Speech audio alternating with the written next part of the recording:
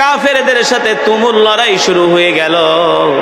মক্কার কাফেররা মুসলমানদের উপরে আক্রমণ শুরু করে দিলেন। আল্লাহ নবী নির্দেশ দিলেন, আর কোনো কথা নাই। রসুলের সাহাবীরাও তরবারি দিয়ে আঘাত শুরু করে দিলেন। আল্লাহু আকবার।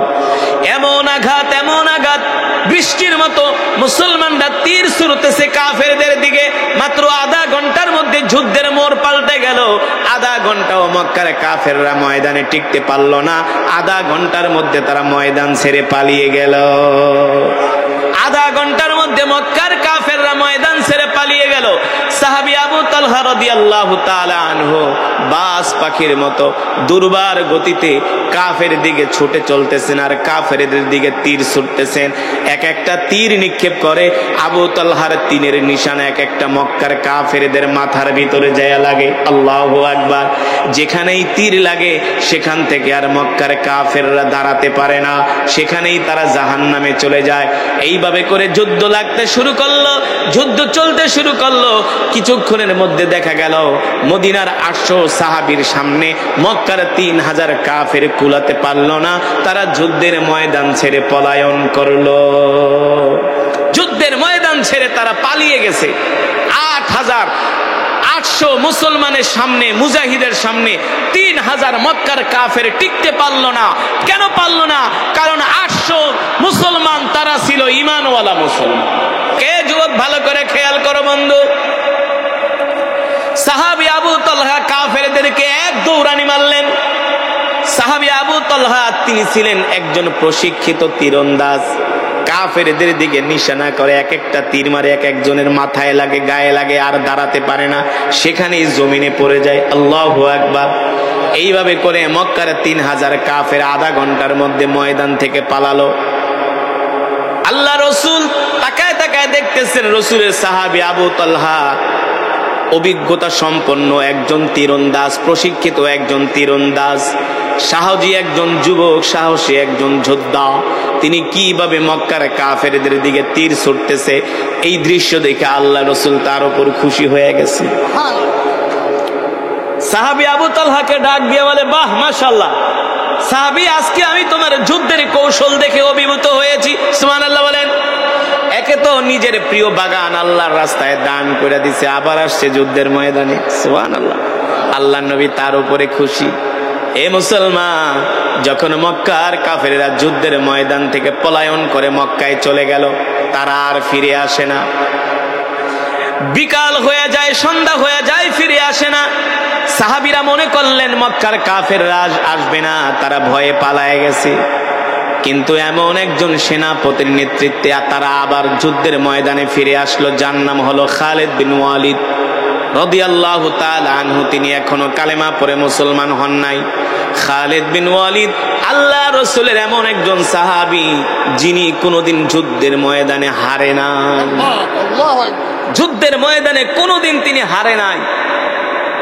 খালিদ ইবনুল ওয়ালিদ তিনি তখনও কালেমা পড়ে মুসলমান হয় নাই। মক্কার কাফেররা তার নেতৃত্বে সুসংগঠিত হয়ে যখন সূর্য ডুববে ডুববে এমন একটা সময় তারা উহুদ পাহাড়ের পিছন থেকে আবার মুসলমানদের উপরে অতর্কিত হামলা করে বসলো। তারা যে অতর্কিত হামলা করলো তাদের উদ্দেশ্য ছিল, টার্গেট ছিল আল্লাহর নবীকে দুনিয়ার জমিন থেকে বিদায় করে দেওয়া। আল্লাহর নবীকে দুনিয়ার জমিন থেকে বিদায় করে দেওয়া তাদের উদ্দেশ্য ছিল, টার্গেট ছিল। নাউজুবিল্লাহ বলেন। মক্কার কাফেররা আবার 3000 কাফের, তারা আবার তাদের সৈন্য সামন্ত বাড়িয়ে মুসলমানদের উপর অতর্কিত উহুদের পাহাড়ের পিছন থেকে তারা হামলা শুরু করে দিল। এই দৃশ্য দেখলেন সাহাবী আবু তালহা দূর থেকে, দেখতেছে মক্কার কাফেররা আল্লাহর নবীকে টার্গেট করে তীর নিক্ষেপ করতেছে। সাহাবী আবু তালহার আর বুঝতে বাকি রইল না মক্কার কাফেরদের টার্গেট হলো আল্লাহর নবী। এই দৃশ্য দেখে সাহাবী আবু তালহা দৌড়ে আল্লাহ রাসূলের কাছে চলে আসলেন। আল্লাহর নবীর ডান হাত ধরে বলো, গো নবীজি আপনি আমার পিছনে দাঁড়ান, মক্কার কাফেরদের টার্গেট হলো আপনাকে দুনিয়ার জমিন থেকে বিদায় করে দেওয়া। নাউজুবিল্লাহ। কিন্তু আল্লাহর নবী, আমি যুদ্ধের ময়দানে আপনাকে আশ্বস্ত করতেছি যতক্ষণ পর্যন্ত আবু তালহার দুইটা হাত বাহুর সাথে লেগে আছে ততক্ষণ পর্যন্ত আল্লাহর নবীর গায়ে একটা তীরের আঘাত তো দূরের কথা, একটা ফুলের টোকা আমি লাগতে দিব না। জোরে বলেন সুবহানাল্লাহ। এমন একটা কঠিন সময়ে কিভাবে আল্লাহর নবীকে মহব্বত করতেছে, কেমন ছিল ইসলামের প্রতি, দিনের প্রতি দরদ, কেমন ছিল ভালোবাসা। ওগো নবীজি, আপনি আমার পিছনে দাঁড়ান, মক্কার কাফেররা আপনার দিকে তীর ছুটতেছি। ওগো নবীজি, আমি আবু তালহা তীরের আঘাত খেতে খেতে শহীদ হয়ে যাব, কিন্তু আমার কলিজার টুকরা নবীর গায়ে একটা ফুলের টোকাও লাগতে দিব না। এই কথা বলে সাহাবী আবু তালহা আল্লাহ রসুলের, আল্লাহ নবীকে পিছনে নিয়ে দাঁড় করালেন। আর সাহাবী আবু তালহা তিনি ছিলেন প্রশিক্ষিত তীরন্দাজ, একটা একটা করে তীর নিক্ষেপ করে যেটা মারে সেটাই কাফেররা মরে। এই দৃশ্য দেখে আল্লাহ নবী অনেক খুশি হয়ে গেলেন। এক পর্যায়ে তীর মারতে মারতে মক্কার কাফেরেরা সাহাবী আবু তালহাকে ঘিরে ধরলেন। সাহাবী আবু তালহার এই বাম হাতটা মক্কার কাফেররা তরবারি দিয়া এক আঘাতে কেটে ফেললেন, কিন্তু সাহাবী আবু তালহা থামে না, ডান হাত দিয়া তিনি তরবারি চালাইতেছেন। আল্লাহু আকবার। ডান হাত দিয়া তরবারি চালাইতেছেন আর মক্কার কাফেরদেরকে হত্যা করতেছেন। যখন যুদ্ধ থেমে গেল, দেখা গেল সাহাবী আবু তালহার শরীরের মধ্যে একটা দুইটা তিনটা না ৭০টার উপরে তীরের আঘাত, তরবারির আঘাত লেগেছে। ৭০টার উপরে তীরের আঘাত, তরবারির আঘাত সাহাবীর গায়ে লেগেছে। আল্লাহু আকবার। আর আমরা কি মুসলমান, কিভাবে আল্লাহর নবীকে আমরা মুখ দেখাবো? হাসরের ময়দানে আল্লাহর নবী ডাক দেবে, ইয়া উম্মতি ইয়া উম্মতি ইমশি মাই, চলো চলো আমার সাথে জান্নাতে চলো। সেই দিন সব মুসলমানগুলো আল্লাহর নবীর সাথে জান্নাতে যেতে চাইবে। আল্লাহর নবী বলবে, না না না, তুই আমার উম্মত না, তুই আমার উম্মত না। তুই যদি আমার উম্মত হতি, দেখ আমার সাহাবীদের দিকে তাকায় দেখ, আমার এক একটা সাহাবীর হাত নাই, কারো পা নাই, কারো কান নাই, কারো চোখ নাই, কারো নাক নাই, কারো কলিজা নাই, কারো দুই হাতই নাই, কারো দুই পাই নাই। দেখ আমার সাহাবীরা আল্লাহর জমিনে দ্বীন কায়েমের জন্য কত কষ্ট করেছে, ঠিক কিনা বলে?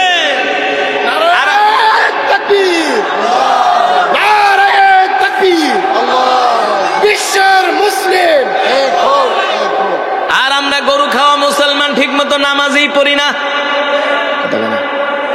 নামাজের জন্য ডাকলে কয় আমার লুঙ্গি ভালো না, নামাজের জন্য ডাকলে কয় আমার প্যান্ট ভালো না। হ্যাঁ, এটারও একটা উদাহরণ দিই। এই যে রাসূলের সাহাবী আবু তালহা, মনে আছে নাকি? যার বয়ান করতেছি এতক্ষণ পর্যন্ত, সাহাবীদের বয়ান এই কারণে করতেছি যে তাদের জীবনী শুনলে আমাদের ঈমান বাড়বে, ঠিক কিনা বলে? দ্বীনের প্রতি, ইসলামের প্রতি, আমাদের নামাজ পড়ার প্রতি আগ্রহ বাড়বে। যুবকদেরকে যদি ডাক দেয়, এ যুবক আসো আসো মসজিদে আসো, কয় হুজুর আমার লুঙ্গি ভালো না, প্যান্ট ভালো না, শরীর ভালো না। মনে হয় হ্যাঁ শরীর খারাপ হয়েছে, আছে কি আছে না? নামাজের জন্য ডাকলে আমার শরীর ভালো না, আমার লুঙ্গি ভালো না, আমার প্যান্ট ভালো না। এই সমস্ত কথা বইলে কি আল্লাহর আদালত থেকে মাপ পাওয়া যাবে? হ্যাঁ। অথচ রাসূলের সাহাবীরা কেমন ছিলেন? এই যে আবু তালহা নিজের প্রিয় বাগানটা আল্লাহর রাস্তায় দান করে দিছে। শুধু নিজের প্রিয় বাগান আল্লাহর রাস্তায় দান করেন নাই, জিহাদের ময়দানে আইসা নিজের হাত কোরবানি করছে। শরীরের মধ্যে ৭০টা তীরের আঘাত, তরবারির আঘাত খেয়েছে, তারপরেও যুদ্ধের ময়দান থেকে যায় নাই, ঠিক কিনা বলে? এই আবু তালহা রাদিয়াল্লাহু তাআলা আনহুর যত সম্পদ ছিল, সব সম্পদ আল্লাহর রাস্তায় দান করে দিছে রে যুবক। এই যুবক সব সম্পদ আল্লাহর সাহাবী, আল্লাহর পয়গম্বরের সাহাবী আবু তালহা রাদিয়াল্লাহু তাআলা আনহু সব সম্পদ আল্লাহর রাস্তায় দান করে দিছে। কোনো সম্পদ নাই, আবু তালহার বাজার করার মতো কোনো টাকা নাই, এমনকি গায়ের কাপড় কিনা পর্যন্ত কোনো টাকা নাই।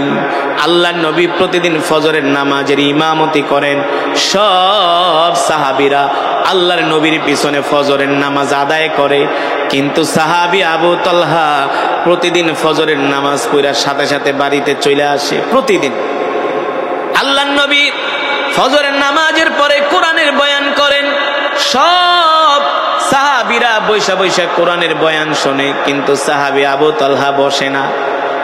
সাহাবীরা যায় নালিশ করছে, ওগো নবীজি আপনি প্রতিদিন ফজরের পরে কোরআনের বয়ান করেন, আমরা সবাই মিলা শুনি, কিন্তু আবু তালহা একদিনও বসে না, বাড়িতে চলে যায়। আল্লাহ নবী ডাক দিয়া বলে, কারণ কি? আবু তালহা কি আমার উপর রাগ করছে নাকি? আল্লাহ নবী ডাক দিলেন, এই আবু তালহা এদিকে আসো, তুমি নাকি প্রতিদিন ফজরের নামাজ পড়ার পরে সালাম ফেরানোর সাথে সাথে বাড়িতে চলে যাও। সাহাবী আবু তালহা বলে, ওগো আল্লাহর নবী না, আমি প্রতিদিন বাড়িতে চলে যাই। আল্লাহর নবী বলে, আজকে যাবে না, তোমার সাথে আমার নামাজের পরে কথা আছে। আল্লাহ নবী ফজরের নামাজের ইমামতি করতে লাগলেন, সালাম ফিরালেন, আসসালামু আলাইকুম ওয়া রাহমাতুল্লাহ, আসসালামু আলাইকুম ওয়া রাহমাতুল্লাহ। সাহাবী আবু তালহা আজকে আর বাড়িতে যায় না, মসজিদে নববীতে বসে আছে। আল্লাহ নবী ডাক দিলেন, তাআলাউ ইয়া আবু তালহা, এই আবু তালহা এদিকে আসো। আবু তালহা রে শোনো, প্রতিদিন ফজরের পরে আমার সব সাহাবীরা আমার কোরআনের মজমায় বসে, তুমি কেন বসো না? কারণ কি? আবু তালহা আমি কি তোমার মনে কষ্ট দিছি নাকি? এই কথা বলার সাথে সাথে সাহাবী আবু তালহার চোখ দিয়া জর জর করে পানি পড়তেছে। আল্লাহ নবী ডাক দিয়া বলে, লিমা তাবকি আবু তালহা, এ আবু তালহা কাঁদো কেন, কাঁদো কেন, কাঁদো কেন? আমি কি তোমাকে কান্নার কোনো কথা বলেছি? সাহাবী আবু তালহা বলে, ওগো আল্লাহর নবী আপনি এটা কি বললেন? আপনি আমার মনে কষ্ট দিয়েছেন। ফিদাকা আবি ওয়া উম্মি ইয়া রাসূলুল্লাহ, ওগো নবীজি আপনার জন্য আমার মা বাবা কুরবান হয়ে যাক, আপনার জন্য আমার জান কুরবান হয়ে যাক। আল্লাহু আকবার। আপনার উপর আমি রাগ করব, এত বড় সাহস কি আবু তালহার আছে নাকি? যে আবু তালহা ছিল মূর্তি পূজক, যে আবু তালহা ছিল জাহান্নামী, আপনাকে দেখে আপনার প্রেমে পাগল হইয়া কোরআন শুনে আবু তালহা কালেমা পড়ে মুসলমান হয়েছে। শুধু কালেমা পড়ে আবু তালহা মুসলমান হয় নাই, আপনার মহব্বতে আবু তালহার প্রিয় বাগান বাইরুহাটা আল্লাহর রাস্তায় দান করে দিছি। শুধু বাগানেই দান করেন, আবু তালহা আপনার মহব্বতে জিহাদের ময়দানে গেছে। জিহাদের ময়দানে যে আবু তালহার হাতকে কোরবানি করছে, 70টার উপরে তীরের আঘাত, তরবারির আঘাত এই শরীরের মধ্যে সহ্য করেছে। ওগো আল্লাহর নবী, আল্লাহর কসম কইরা বলি, আমি আমার জীবনের চাইতে আপনাকে বেশি ভালোবাসি। সুবহানাল্লাহ বলেন, আরে জোরে বলেন সুবহানাল্লাহ। এখনো প্রশ্ন আসে কি আসে না? তুমি আমাকে ভালোবাসো ঠিক আছে, তাই ফজরের পরে আমার মজমায় বসো না কেন? কথা বলো, প্রশ্ন আসে গিয়ে আসে না? তুমি আমার জন্য এত কিছু করলা, এত কোরবানি করলা, তো সব সাহাবীরা ফজরের পরে আমার মজমায় বসে, তুমি কেন বসো না? তুমি কেন বাড়িতে চলে যাও? প্রশ্ন আসে গিয়ে আসে না?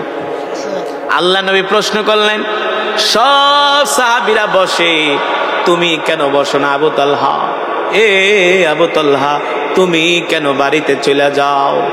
সাহাবী আবু তালহা এই কথা শোনার পরে তার চোখ দিয়া পানি পড়তেছে, কান্না করতেছে অজর ধারায়। আল্লাহ নবী ডাক দিয়া বলে, এ সাহাবী কান্না করো কেন? কান্না করো না, বলো গো তুমি কেন ফজরের পরে আমার মজমায় বসো না? সাহাবী আবু তালহা বলে, গো আল্লাহর নবী আমি কিভাবে আপনার মজমায় বসবো?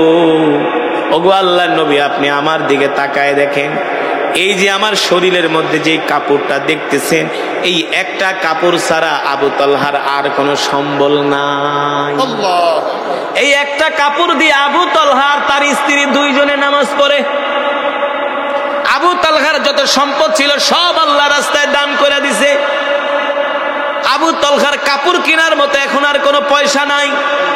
একটা কাপড় দিয়া দুইজন স্বামী স্ত্রী আমরা নামাজ আদায় করি। কিভাবে গো? সাহাবী আবু তালহা বলো, গো নবীজি যখন নামাজের সময় হয় আমি আমার স্ত্রীকে গুহার মধ্যে ঢুকায় রাখি, আমার স্ত্রী উলঙ্গ অবস্থায় গুহার মধ্যে থাকে, আমি এই কাপড় পরে নামাজ পড়তে চলে আসি, আবার দৌড়ায় বাড়িতে যাই, আমি গুহার মধ্যে লুকায় থাকি উলঙ্গ অবস্থায়, আর এই কাপড় পরে আমার স্ত্রী নামাজ আদায় করে। 4 ওয়াক্ত নামাজে লম্বা লম্বা সময় থাকে, এই কারণে আপনার মজমায় বসতে পারি, কিন্তু ফজরের পরে এত সময়, যদি বেশিক্ষণ সময় বসে নামাজ কাজা হয়ে যাবে। এই কারণে আমি দৌড়ায় বাড়িতে চলে যাই।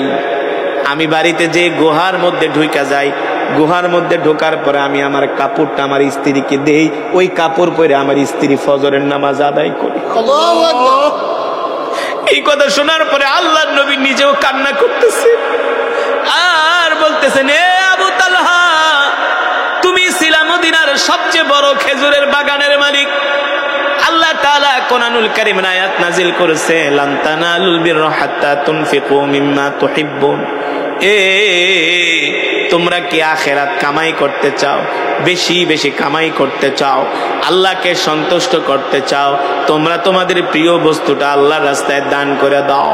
এ আবু তালহা, তুমি আল্লাহর কোরআনের আয়াত নাজিল হওয়ার পরে তোমার সব সম্পদ আল্লাহর রাস্তায় দান করে দিছো। আবু তালহা, দান করে দিয়া তুমি নিঃস্ব হয়ে গেছো, এখন কাপড় কেনার মতো পয়সা তোমার কাছে নাই। আবু তালহা, কষ্ট পেও না, কষ্ট পেও না, এর চাইতে উত্তম কাপড় আল্লাহ আমার আবু তালহার জন্য জান্নাতের মধ্যে রেডি করে রেখেছে। জোরে বলেন আল্লাহু আকবার, আরে জোরে বলি আল্লাহু আকবার। আমরা আল্লাহ রাসূলের সাহাবী আবু তালহার মতো হতে চাই কি চাই না? জোরে বলেন, চাই কি চাই না? রাজি আছেন? এই সাহাবী এক কাপড় দিয়ে স্বামী স্ত্রী দুইজন নামাজ আদায় করে। শুধু এখানে শেষ নয়, আবু তালহার বয়স হয়ে গেছে 70 বছর। কয় বছর? যুদ্ধের ময়দানে ডাক আসছে। 70 বছর বয়সে বৃদ্ধ সাহাবী আবু তালহা, সেই সময়ে তিনি জিহাদের ময়দানে যাওয়ার জন্য পাগল হয়ে গেছে, ডাল আর তরবারি নিয়ে রেডি হয়ে গেছে। 70 বছর বয়স, 70 বছর বয়স রাসূলের সাহাবী আবু তালহা, তিনি ডাল আর তরবারি নিয়ে প্রস্তুত হয়ে গেছে যুদ্ধের ময়দানে যাওয়ার জন্য। আবু তালহার আত্মীয় স্বজন বলে, আপনি এখন কেন যুদ্ধে যাবেন? আপনি তো বয়স হয়ে গেছে, আমরা আপনার পক্ষ থেকে যুদ্ধে যাই, আপনি বাসায় থাকেন, শেষ বয়সে একটু আরাম করেন। কয়, না, আমি আমার এই জীবনটা আল্লাহর রাস্তায় কোরবানি করে দিতে চাই। সেই 70 বছর বয়সে আবু তালহা যুদ্ধের ময়দানে বের হয়ে গেলেন। রাসূলের সাহাবীরা একটা নৌ অভিযানে বের হয়েছিলেন, নৌ অভিযানে বের হয়েছে, তিনিও তাদের সাথে যুদ্ধের ময়দানে যাবে, তিনিও সেই জাহাজে উঠছে, যুদ্ধ করার জন্য যাবে। যখন জাহাজ সমুদ্র দিয়ে চলতেছে, চলতে চলতে আবু তালহা অসুস্থ হয়ে গেছে। অসুস্থ হয়ে তিনি ওই জাহাজের মধ্যে ইন্তেকাল করছে। তিনি আল্লাহর কাছে দোয়া করতেন, আল্লাহ আল্লাহুম্মা রযুকনি শাহাদাতান ফি সাবিলিক ওয়াজআল মাউতি ফি বালাদি রাসূলিক। আল্লাহ রাসূলের শিখানো দোয়া। উম্মত, আল্লাহ তাআলার কাছে বেশি বেশি দোয়া করো যে আল্লাহ, আপনি আমাদেরকে হয় জিহাদের ময়দানে মৃত্যু দেন, নয়তো মদিনার মাটিতে মৃত্যু দেন। সাহাবী আবু তালহা বের হয়ে গেছে যুদ্ধের ময়দানে। যখন তিনি জাহাজে উঠছেন, জাহাজটা একদিন চলার পরে দ্বিতীয় দিন থেকে তিনি অসুস্থ হতে হতে ওই জাহাজের মধ্যেই তিনি ইন্তেকাল করছেন। তার লাশ 1 দিন না, 2 দিন না, 3 দিন না, 4 দিন না, 5 দিন না, 6 দিন না, 7 দিন পর্যন্ত আবু তালহার লাশ ওই জাহাজের মধ্যে পড়েছিল, একটু পচেও নাই, একটু গলেও নাই। ওই লাশ থেকে কোনো গন্ধ বের হয় নাই, যেমন লাশ তেমন আছে। তারপরে সাহাবীরা একটা দ্বীপ পেলেন, সেই দ্বীপের মধ্যে সাহাবী আবু তালহাকে সেখানে দাফন করে দিলেন। আল্লাহ রাব্বুল আলামিন আমাদেরকে সৃষ্টি করেছেন একমাত্র তার ইবাদত করার জন্য, ঠিক কিনা বলেন? কার ইবাদত? একমাত্র আল্লাহ তাআলার ইবাদত করার জন্য আল্লাহ তাআলা আমাদেরকে সৃষ্টি করেছেন, তার গোলামি করার জন্য আমাদেরকে আল্লাহ তাআলা সৃষ্টি করেছেন। আজকে আমরা দিনের কাজ করি না, আল্লাহর বিধান মানি না, কোরআনের বিধান মানি না, আল্লাহর জমিনে কোরআনের বিধান কায়েম করার জন্য আমরা চেষ্টা করি না। অথচ মুসলমান যুবক, রাসূলের সাহাবীরা কেমন ছিলেন? আল্লাহ রাসূলের সাহাবীরা আল্লাহর জমিনে দ্বীন কায়েমের জন্য তাদের জান মাল আল্লাহর রাস্তায় কোরবানি করে দিয়েছে, ঠিক কিনা বলেন? আমি যে বয়ান আয়াত দিয়া বয়ান শুরু করলাম, লান তানালুল বিররা হাত্তা তুনফিকু মিম্মা তুহিব্বুন ওয়া মা তুনফিকু মিন শাইইন ফাইন্নাল্লাহা বিহি আলিম। ও যুবক, দেখো রাসূলের সাহাবীরা কেমন ছিল। আল্লাহর কোরআনের আয়াত নাজিল হওয়ার পরে সাহাবীরা পাগল পারা হয়ে গেছে। আল্লাহ তাআলা কোরআনুল কারীমের মধ্যে বলছেন, লান তানালুল বিররা হাত্তা তুনফিকু মিম্মা তুহিব্বুন। তোমরা যারা আল্লাহর সন্তুষ্টি অর্জন করতে চাও, তোমরা তোমাদের প্রিয় বস্তুটাকে আল্লাহর রাস্তায় দান করে দাও। কে বলছেন? আল্লাহ তাআলা। কে বলছেন? তোমরা যারা আল্লাহর সন্তুষ্টি অর্জন করতে চাও, কার সন্তুষ্টি? এই জোরে বলেন কার? এই কোরআনের মজমায় আসলে খুশি হয় কে? আর বেজার হয়? বেজার হয়? খুশি হয়? বেজার হয়? যারা কোরআনের মজমায় আসে না তারা শয়তানকে খুশি করতে চায়।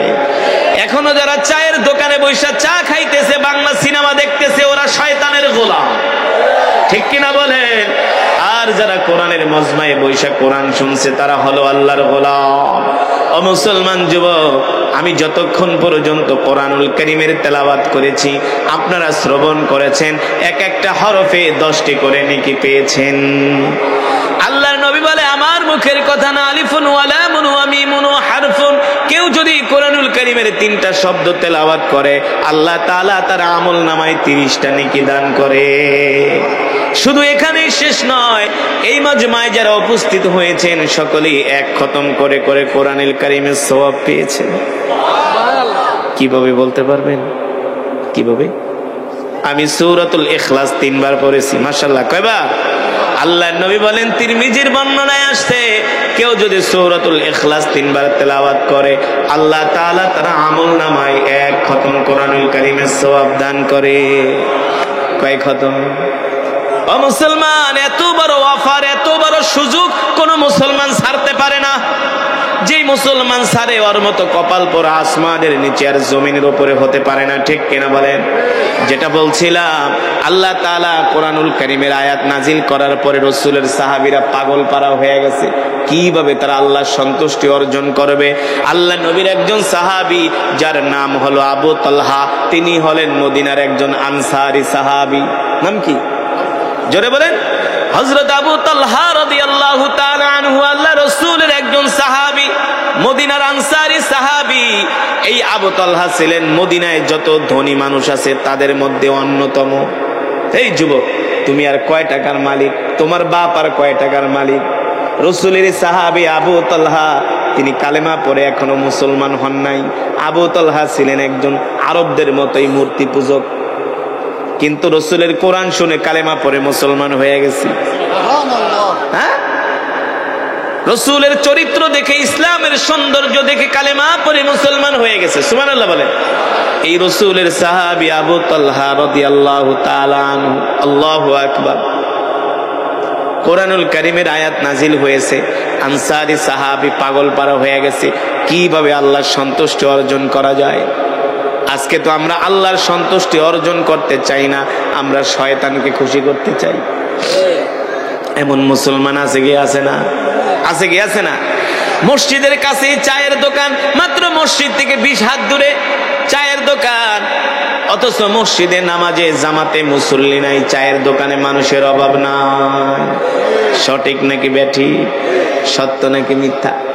চায়ের দোকানে বৈশা বৈশা বাংলা সিনেমা দেখে, অথচ 20টা কদম দিলে যায় মসজিদে নামাজ পড়তে পারে, ঠিক কিনা বলেন? ওরা শয়তানের ওয়াসওয়াসায় পড়ে গেছে, শয়তানের প্রচনায় পড়ে গেছে, শয়তানের ধোকায় পড়ে গেছে। শয়তান বলে, যাইস না যাইস না যাইস না, বৈশা বৈশা বাংলা সিনেমা দেখ। আল্লাহ বলতেছেন, হাইয়া আলাস সালাহ, নামাজের দিকে আয়, হাইয়া আলাল ফালাহ, কল্যাণের দিকে আয়। কিন্তু আল্লাহর ডাকে সাড়া না দিয়ে শয়তানের ডাকে সাড়া দিতেছে, ঠিক কিনা বলে? এই মুসলমানের সংখ্যা সমাজে বেশি না কম? আরো জোরে বলে। এই মুসলমানের সংখ্যা এই সমাজের ভিতরে বেশি, ঠিক কিনা বলেন? আমি যদি আজকের এই মাহফিলে যতজন মানুষ আছেন ডাক দিয়া যদি জিজ্ঞেস করি কয়জনে ইশারের নামাজ পড়ছেন, এখানে যারা আছেন ম্যাক্সিমামই দেখা যাবে যে ইশারের নামাজ পড়ে নাই, ঠিক কিনা বলেন? আর ফজরের নামাজ তো বাদই দিলাম। ফজরের নামাজে গ্রামগঞ্জে 2-3 জন 5 জনের বেশি মুসল্লি হয় না। হ্যাঁ, আমরা সবই জানি। হ্যাঁ মুসলমান, কিভাবে আমরা আল্লাহকে সন্তুষ্ট করব? অথচ রাসূলের সাহাবীরা কেমন পাগল পারা ছিলেন।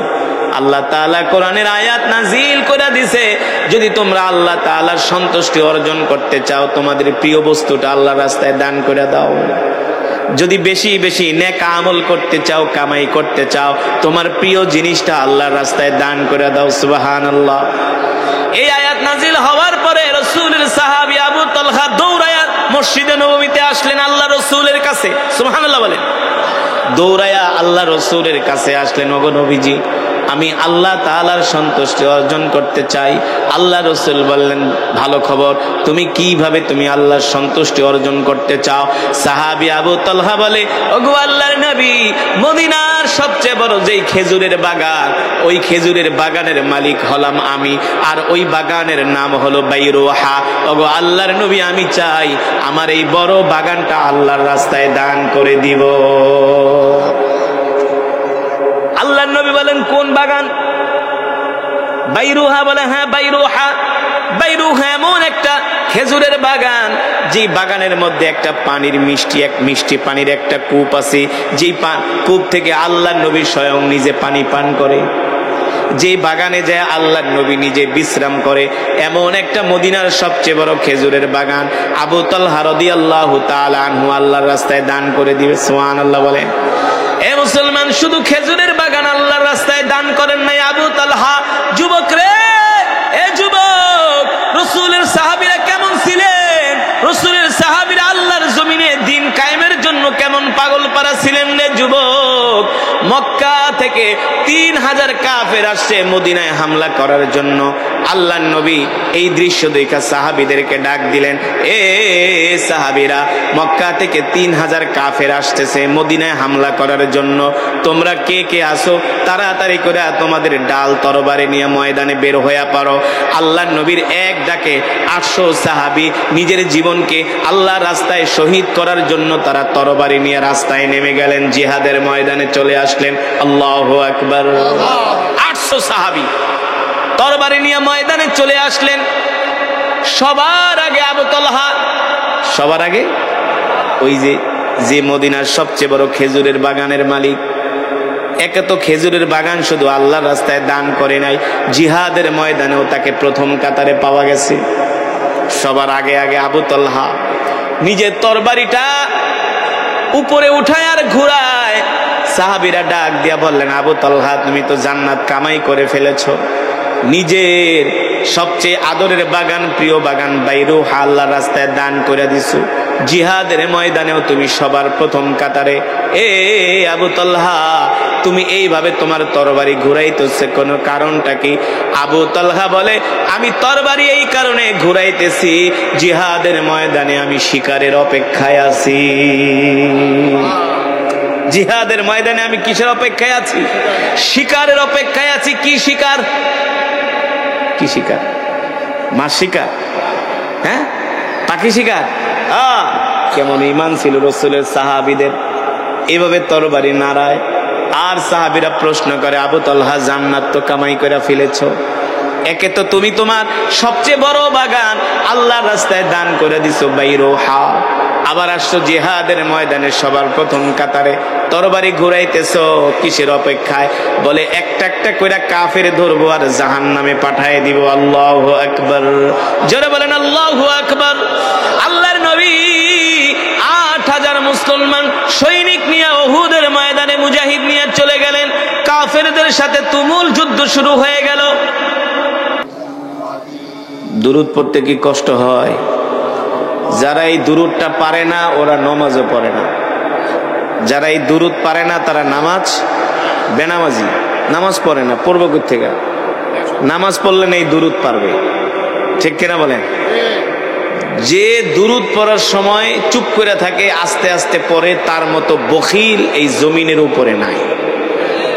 আমার কথা না, আল্লাহ রাসূল বলছে, যে দুরূদ পড়তে কৃপণতা করে সে হলো সবচেয়ে বড় বখিল, সবচেয়ে বড় অশিক্ষিত। সবচেয়ে বড় অশিক্ষিত যে দুরূদ পড়তে বখিলতা করে, ঠিক কিনা বলেন? মুসলমান, দুরূদের ফজিলত কি জানেন? হ্যাঁ, যদি দুরূদের ফজিলত জানতেন সারাদিন শুধু দুরূদ পড়তেন। এত বাদাম খাওয়া কেন? এই সারাদিন তো খালি খায়, মাহফিলে আইসাও খায়। মাত্র 20 মিনিট ওয়াজ করুন, বাদাম খাওয়া শুরু করছে। এই জাতির দিয়া কি হবে? এই জাতির দিয়া জিহাদ হবে? কোরআনের মজমা, জান্নাতের বাগান। কোরআন শুনছেন, এক এক হরফে 10টি করে নেকি পেয়েছে। আরে বাদাম তো সারা রাত খেতে পারবেন, সারা দিন খেতে পারবেন। এই কোরআনের মজমা কি পাবেন? আপনি বাদাম খাইলে তো আপনার চিন্তা যাবে বাদামের দিকে, কোনটা পচা কোনটা ভালো। কথা কয় না? আপনি ওয়াজ শুনবেন কি? তার চেয়ে আপনি উঠে চলে যান। আপনার মতো শ্রোতা দরকার নেই যে কোরআনের মজমায় বসে বাদাম খায়, অশিক্ষিতের মতো কাজ করেন। এটা জান্নাতের বাগান। এটা কি মনে করেছেন? আল্লাহ তাআলার অগণিত রহমতের ফেরেশতারা চতুর্দিকে বেষ্টন করে আছে। আপনি যতক্ষণ এই মজমায় থাকবেন ফেরেশতারা দোয়া করবে, আল্লাহুম্মা গফির ওয়ারহাম। আর যদি বাদাম খান তাহলে ফেরেশতারা আপনার জন্য দোয়া করবে? আপনি তো শুধু খাইতে আছেন, রাগ করতেছেন।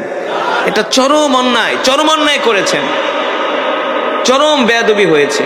কোরআনের মজমায় বসে বাদাম খাওয়া, অন্যমনস্ক হওয়া, এটা কোনো মুসলমানের কাজ হতে পারে না। আজকে আপনারা কোরআনের মজমায় বসে বাদাম খান, আর এই কোরআনের জন্য রাসূলের সাহাবীরা জীবন দিয়েছে।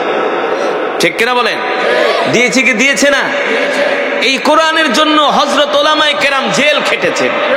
এই কোরআনের কথা বলার কারণে তারা কারাবরণ করেছে।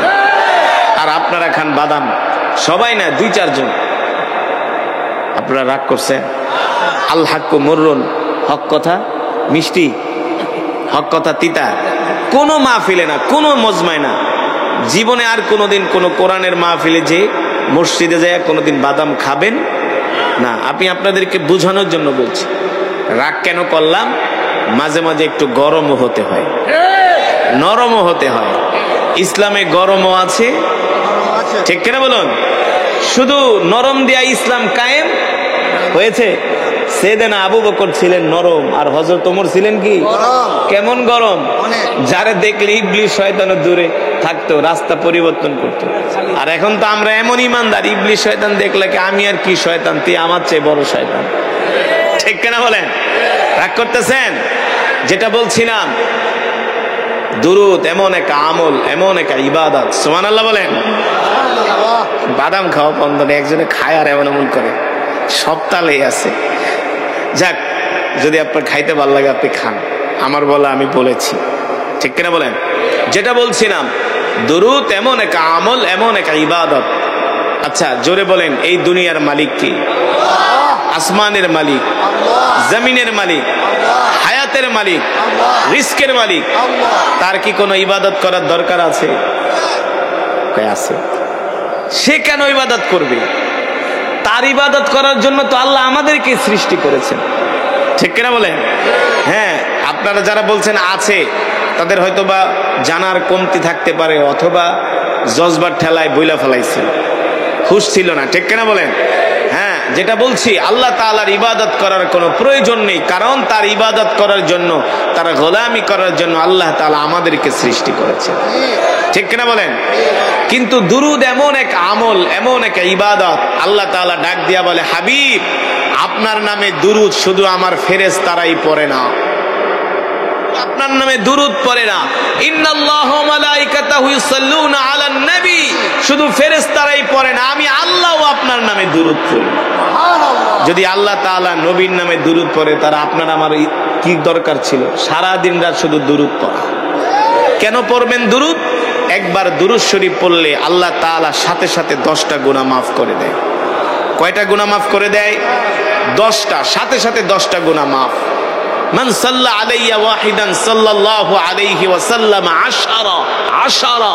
আল্লাহ রাসূল বলছেন সাথে সাথে 10টা গুনাহ মাফ। সুবহানাল্লাহ। আল্লাহ তাআলা তার উপরে 10 বার রহমত নাজিল করেন। কয়বার রহমত নাজিল করেন? 10 বার। জান্নাতে যাওয়ার জন্য তার পথ 10 কদম আগায় দেয়। সুবহানাল্লাহ বলেন। তাহলে দুরূদ পড়বেন তো বেশি করে। রাজি আছেন তো ইনশাআল্লাহ? আল্লাহ তাআলা সকলকে কবুল করুন, বলে আমিন। মুসলমান, আজকে আপনারা কোরআনের মজমায় আসতে চান না, আপনাদেরকে মসজিদে পাওয়া যায় না, দাওয়াত ও তাবলীগের কাজে পাওয়া যায় না, দ্বীনের কোনো কাজে পাওয়া যায় না। আজকে মুসলমান যুবকদেরকে পাওয়া যায় বাংলা সিনেমা দেখার আড্ডায়, তাদেরকে পাওয়া যায় ক্রিকেট খেলার দেখার আড্ডায়, তাদেরকে পাওয়া যায় রাত 3টা বাজে জেগে জেগে মেসি আর রোনাল্ডোর ফুটবল খেলা দেখে। ঠিক কিনা বলেন? অথচ মুসলমান, আল্লাহ রাব্বুল আলামিন আমাদেরকে সৃষ্টি করেছেন একমাত্র তার ইবাদত করার জন্য। ঠিক কিনা বলেন? কার ইবাদত? একমাত্র আল্লাহ তাআলার ইবাদত করার জন্য আল্লাহ তাআলা আমাদেরকে সৃষ্টি করেছেন। তার গোলামি করার জন্য আমাদেরকে আল্লাহ তাআলা সৃষ্টি করেছেন। আজকে আমরা দিনের কাজ করি না, আল্লাহর বিধান মানি না, কোরআনের বিধান মানি না, আল্লাহর জমিনে কোরআনের বিধান কায়েম করার জন্য আমরা চেষ্টা করি না।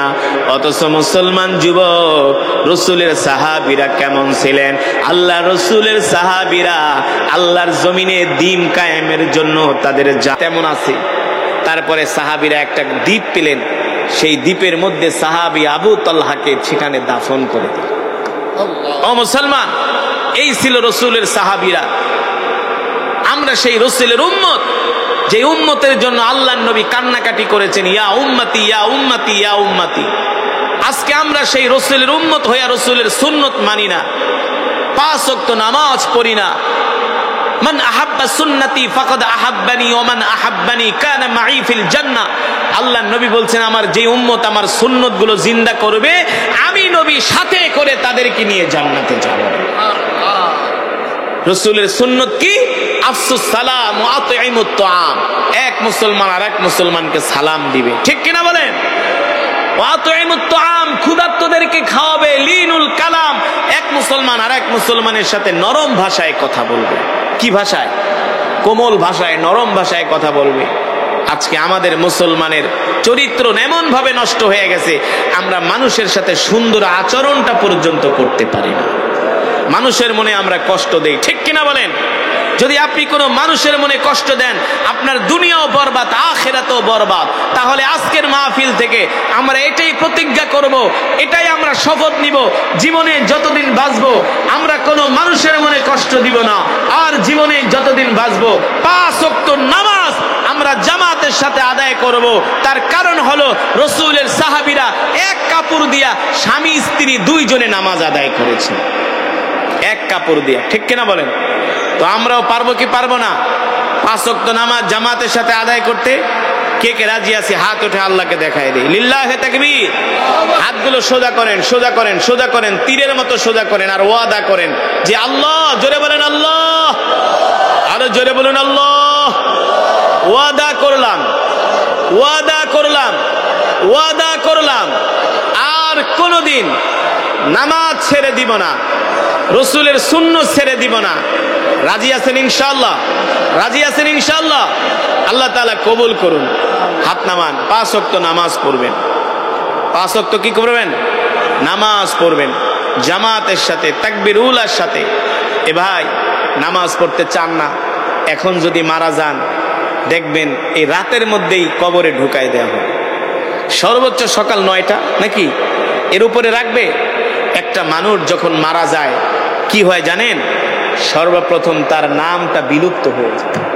আপনি যত কোটি টাকার মালিক হন, যত বড় সম্পদশালী হন, যত বড় নেতা হন, যত বড় পাওয়ারফুল লোক হন, আপনি এখন মারা যাবেন, ঘোষণা করবে অমুক হাওলাদার, অমুক তালুকদার, অমুক চৌধুরী, অমুক খান মারা গেছে, জামাল উদ্দিন, কামাল উদ্দিন, জয়নাল আবদিন মারা গেছে।